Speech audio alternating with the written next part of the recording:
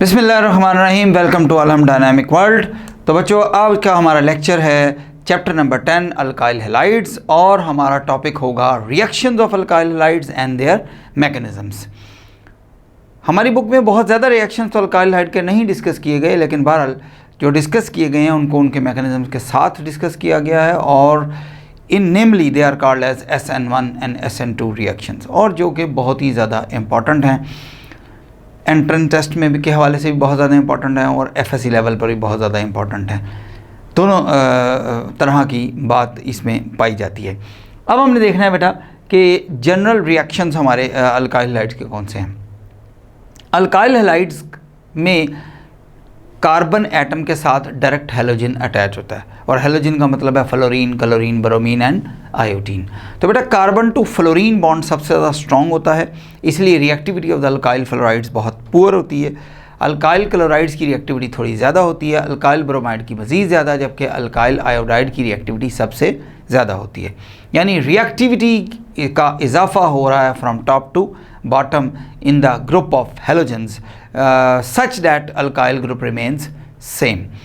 जबकि ये जो दो तीन रिएक्शंस हमारे सिलेबस में हैं उनमें सबसे पहले आ गया जनाब वर्ड सिंथेसिस, जो कि हम चैप्टर नंबर 8 यानी अल्केन्स वाले चैप्टर में ऑलरेडी पढ़ चुके हैं। हम जानते हैं कि वर्ड सिंथेसिस से हम बड़ी आसानी से सिमेट्रिकल अल्केन्स को डेवलप कर सकते हैं। तो कोई भी alkyl halide, it may B alkyl chloride, it may also be alkyl bromide, it may also be alkyl iodide, sodium metal से रिएक्ट किया जाएगा in the presence of a non polar solvents like ether. It may B dimethyl ether, it may B ethyl ether. आमतौर पर diethyl ether इस्तेमाल किया जाता है।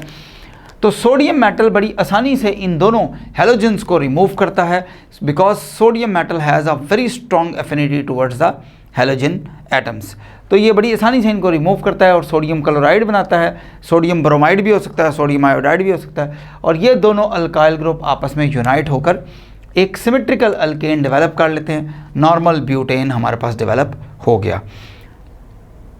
Propane नहीं बन सकती इस मेथड से, पेंटेन इस मेथड से नहीं बनाई जा सकती, या आप कह लें कि यील्ड बहुत पुअर आएगी क्योंकि साइड रिएक्शंस बहुत सारे शुरू हो जाएंगे। ये रिएक्शन बड़ी आसानी से सिमेट्रिकल अल्केन प्रोड्यूस करने के लिए इस्तेमाल किया जाता है। दूसरा रिएक्शन है बेटा रिडक्शन ऑफ अल्काइल हैलाइड, जो कि हम ऑलरेडी चैप्टर नंबर 8 में पढ़ चुके हैं। अल्काइल हैलाइड्स को in the presence of an aqueous acid, it may B HCl, it may B acetic acid, और कोई और एसिड भी हो सकता है, जब जिंक मेटल से रिएक्ट किया जाता है तो zinc metal has a very strong affinity towards the acids. ये एसिड के साथ रिएक्ट करने के बाद एटॉमिक हाइड्रोजन पैदा करती है, और ये एटॉमिक हाइड्रोजन इस अल्काइल ग्रुप पर अटैक करके इसको अल्केन में कन्वर्ट कर देती है, और जिंक जो है दोनों हैलोजेंस के साथ जिंक हैलाइड बना लेता है। इस तरह हमारे पास प्रोपेन डेवलप हो जाती है, जैसा कि आपको रिएक्शन में नज़र भी आ रहा है। रिएक्शन में सोडियम लेड एलाय, ये सबसे ज़्यादा इंपॉर्टेंट है बेटा। चैप्टर नंबर 7 में हम पढ़ चुके हैं कि टेट्रा इथाइल लेड और टेट्रा मिथाइल लेड को हम एंटी नॉक एजेंट के तौर पर इस्तेमाल करते हैं, यानी नॉक इनहिबिटर के तौर पर इस्तेमाल करते हैं इन the internal combustion engine. Fuel mixture के साथ उसको ब्लेंड करके फिर आगे आप कह लें कि इंटरनल कंबस्शन इंजन के अंदर इंजेक्ट किया जाता है। उनको बनाया कैसे जाता है कि सोडियम लेड एलॉय को अगर अल्काइल हैलाइड से रिएक्ट किया जाए तो सोडियम के मतलब मैं ऊपर भी बता चुका हूँ आपको, has a very strong affinity towards halogens. वो फॉरेन हैलोजेंस के साथ टेकअप करके सोडियम क्लोराइड या सोडियम ब्रोमाइड टाइप बनाया जाएगा, और ये जो अल्काइल ग्रुप हैं ये लेड के साथ कोवलेंट बॉन्ड बनाते हुए टेट्रा इथाइल लेड या टेट्रा मिथाइल लेड बनाएंगे, जो कि टेट्रा इथाइल लेड और टेट्रा मिथाइल लेड दोनों ही बड़ी आसानी के साथ इस्तेमाल किए जाते हैं एज ए नॉक इनहिबिटर और anti knocking agent in the internal combustion engine. लो बच्चों, अब आ जाते हैं हम असल टॉपिक की तरफ, जिसका नाम है mechanism of nucleophilic substitution reaction. बेटा ये हम ऑलरेडी डिस्कस कर चुके हैं कि अल्काइल हैलाइड्स में जो हैलोजन है उसके ऊपर पार्शियल नेगेटिव चार्ज मौजूद है। ये देखें, एक्स के ऊपर कौन सा चार्ज है जी? Partial negative. सिमिलरली यहाँ पर भी इसके ऊपर पार्शियल नेगेटिव चार्ज मौजूद है। इस पार्शियल नेगेटिव चार्ज की वजह से this halogen is nucleophilic in nature, while carbon is carrying partial positive charge, therefore is electrophilic in nature। तो कोई भी न्यूक्लियोफाइल इसके ऊपर अटैक करके रिएक्शन को आगे प्रोसीड कर सकता है, such that the attacking nucleophile is stronger then the leaving group. ये जो हैलोजन यहाँ से लीव होगा, इसको लिविंग ग्रुप का नाम दिया जाएगा, जो कुछ बनेगा उसको प्रोडक्ट का नाम दिया जाएगा, जबकि इनिशियल रिएक्टेंट को सबस्ट्रेट का, और ये जो NU नेगेटिव है it may be hydroxyl group, it may be amide group, it may be acetate group, it may be mercapto group, it may be cyano group, कुछ भी हो सकता है। अल्काइल एल्कोक्साइड ग्रुप्स हो सकते हैं, primary alkoxide, secondary alkoxide, tertiary alkoxide वगैरह वगैरह। तो ये सारे के सारे क्या बेटा, ये न्यूक्लियोफाइल्स हैं। तो ये अटैकिंग ग्रुप इसके ऊपर अटैक करते हैं और अटैक करने के बाद रिएक्शन को आगे प्रोसीड करते हैं। बेटा ये जो रिएक्शंस है ये दो तरह के मैकेनिज्म को फॉलो कर रहा है। One of them is named as SN2 reactions, the other one are known as SN1 reactions. Let us take up one by one. SN2 nucleophilic substitution bimolecular reaction. It is a single step reaction, ये याद रखिएगा, नाम उसका बाइमोलेक्युलर है, लिखा उसमें SN2 हुआ है, लेकिन याद रहे कि it is a single step reaction, एक स्टेप में रिएक्शन मुकम्मल हो जाएगा। कैसे होगा?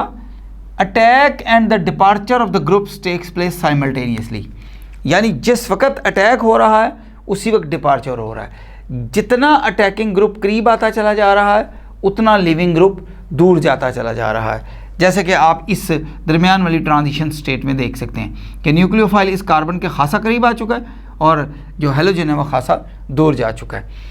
The attacking group attacks from the opposite side to the leaving group. ये बात बेटा आपने हमेशा याद रखनी है, वेदर द SN1 रिएक्शन और SN2 रिएक्शन और कोई भी रिएक्शन हो, जो अटैकिंग ग्रुप है दिस वन, वो कभी भी उस तरफ से अटैक नहीं करेगा जिस तरफ लिविंग ग्रुप मौजूद है। यानी कि देखें, मैंने आपके लिए दो साइड डिसाइड की हैं कि NU नेगेटिव B साइड से अटैक कर रहा है और NU नेगेटिव A साइड से अटैक कर रहा है। One of the side is prohibited due to the charge of the attacking group. अब अटैकिंग ग्रुप के ऊपर पार्शियल नेगेटिव चार्ज है या कंप्लीट नेगेटिव चार्ज है या उसके पास लोन पेयर है, यानी वो इलेक्ट्रॉन रिच है, जबकि जो लिविंग ग्रुप है उसके ऊपर भी नेगेटिव चार्ज है। तो ये इस इलेक्ट्रोस्टैटिक हिंड्रेंस की वजह से, इस इलेक्ट्रोस्टैटिक हिंड्रेंस की वजह से बी साइड से अटैक, वो साइड जिस पर पहले ही न्यूक्लियोफाइल मौजूद है, उधर से अटैक मुमकिन नहीं है। क्यों मुमकिन नहीं है? This is called as electrostatic hindrance. जबकि अटैक इधर से होगा फ्रॉम द साइड ए, जहां पर किसी किस्म का कोई लिविंग ग्रुप मौजूद नहीं है, यानी exact opposite to the leaving group. अब जैसे जैसे ये न्यूक्लियोफाइल इसके करीब आएगा, ये वाला लिविंग ग्रुप जो है ना वो उससे आहिस्ता आहिस्ता दूर जाना शुरू होगा और टेम्परेरीली हमारे पास ये एक ट्रांजिशन स्टेट आएगी। इसको हम एक्टिवेटेड कॉम्प्लेक्स कह सकते हैं। चैप्टर नंबर 11 फर्स्ट ईयर में हम ये बात ऑलरेडी पढ़ चुके हैं। यहाँ पर एक और इम्पॉर्टेंट बात आपने याद रखनी है बेटा, ये जो कार्बन आपको नज़र आ रहा है इसने कंप्लीट 4 सिग्मा बॉन्ड बनाए हुए हैं। इसका मतलब है ये कार्बन इस वक्त sp3 हाइब्रिडाइज्ड है, जबकि ये कार्बन इस वक्त 3 सिग्मा बॉन्ड के साथ मौजूद है। इसका मतलब है आर्जी तौर पर इसकी हाइब्रिडाइजेशन स्टेट फ्रॉम sp3 से sp2 हो चुकी है। अब जैसे जैसे ये न्यूक्लियोफाइल और करीब आएगा, ये हेलोजन ग्रुप या हेलाइड ग्रुप या लिविंग ग्रुप दूर जाना शुरू हो जाएगा। एक क्वेश्चन बड़ा पूछा जाता है कि what is the charge on this transition state. ये देखें ट्रांजिशन स्टेट के ऊपर इस वक्त मैंने नेगेटिव चार्ज लिखा हुआ है। बहुत आसान है बेटा, ये जो सबस्ट्रेट है ये न्यूट्रल है। The transition state will acquire the charge of the attacking group. अगर अटैकिंग ग्रुप नेगेटिवली चार्ज है, सबसे नीचे देखें प्लीज, तो फिर ट्रांजिशन स्टेट के ऊपर नेगेटिव चार्ज होगा। अगर अटैकिंग ग्रुप न्यूट्रल है लाइक वाटर मॉलिक्यूल, तो ये ट्रांजिशन स्टेट न्यूट्रल होगा। नेगेटिव किस केस में नेगेटिव और न्यूट्रल के केस में न्यूट्रल। पॉजिटिव जो है ना वो इट्स वेरी रेयर कि पॉजिटिव आयन जो है ना वो इलेक्ट्रॉन पेयर डोनेट कर सके। बहरहाल ये ट्रांजिशन स्टेट में क्या होगा कि अगर ये न्यूक्लियोफाइल इस लिविंग ग्रुप से स्ट्रॉन्गर है तो ये न्यूक्लियोफाइल और करीब आएगा और करीब आएगा और करीब आएगा, हत्ता कि कार्बन को अपना इलेक्ट्रॉन पेयर डोनेट करने में कामयाब हो जाएगा और फिर कार्बन इस हेलोजन्स को अपना इलेक्ट्रॉन पेयर डोनेट कर देगा और ये halogen as a leaving group depart हो जाएगा और हमारे पास ये एक प्रोडक्ट डेवलप हो जाएगा जैसे कि आपको नज़र आ रहा है। अब इसमें एक बहुत इंपॉर्टेंट बात पर आपने कंसंट्रेट करना है, गौर करना है।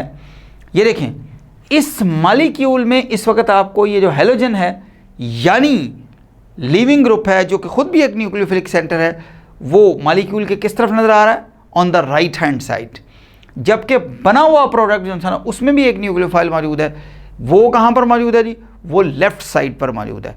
It means the configuration is 100% inverted.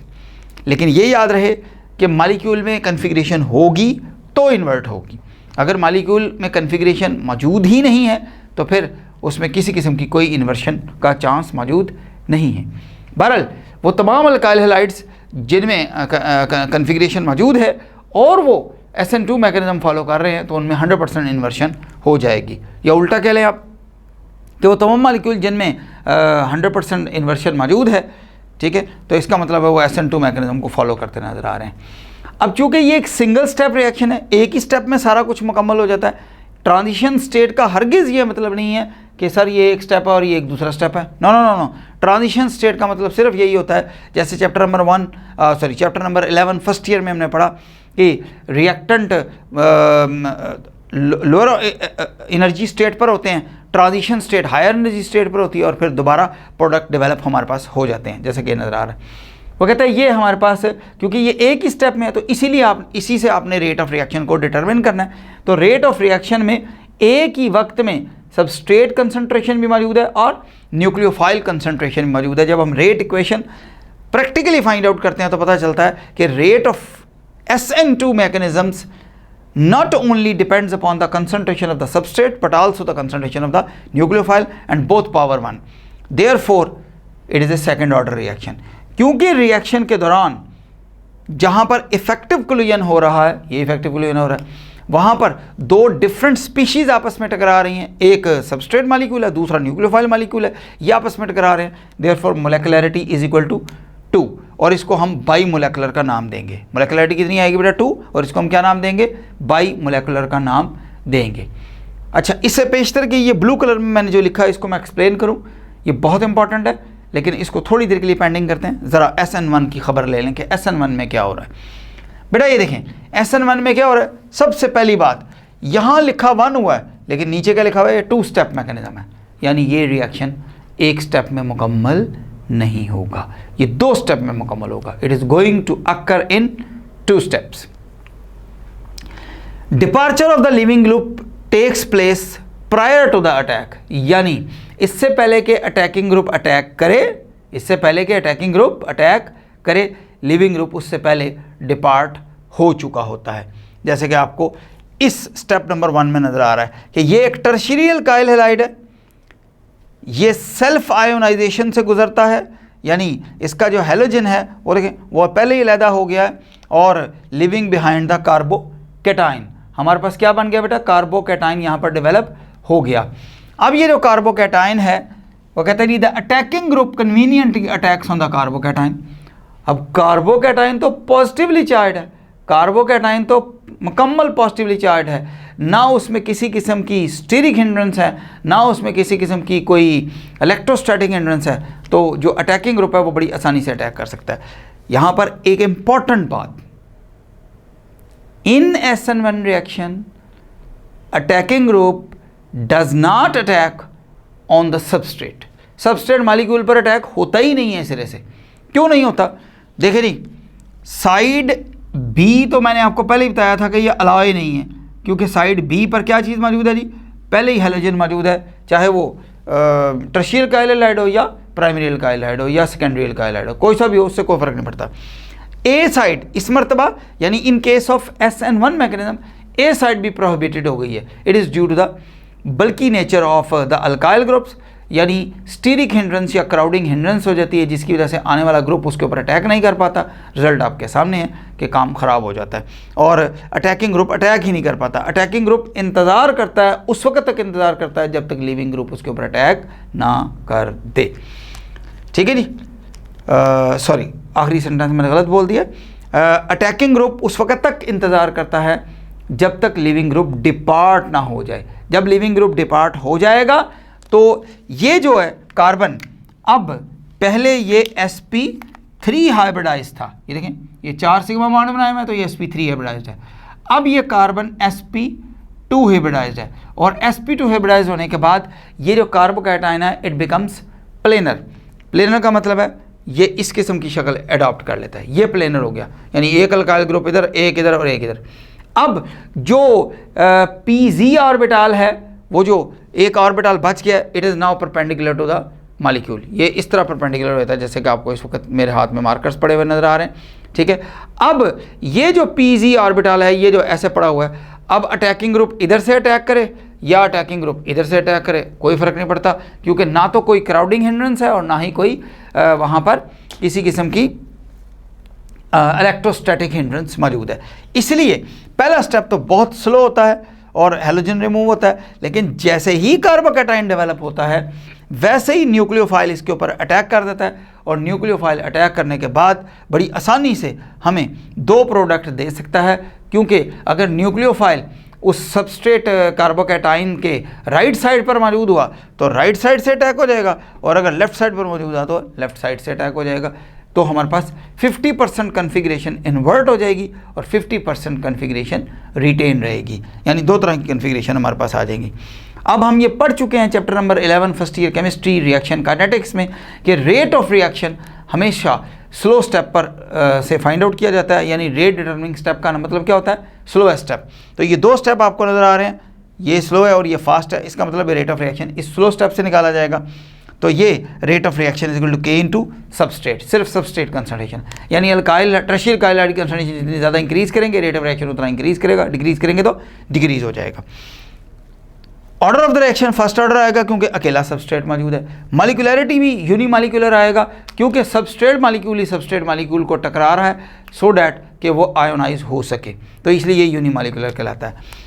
Tertiary alkyl halide dominantly SN1 reaction show करते हैं, primary alkyl halide dominantly SN2 reaction show करते हैं, जबकि सेकेंडरी अल्काइल हैलाइड्स दोनों किस्म के रिएक्शन शो कर सकते हैं depending upon the polarity of the solvent के सॉल्वेंट पोलर कितना है।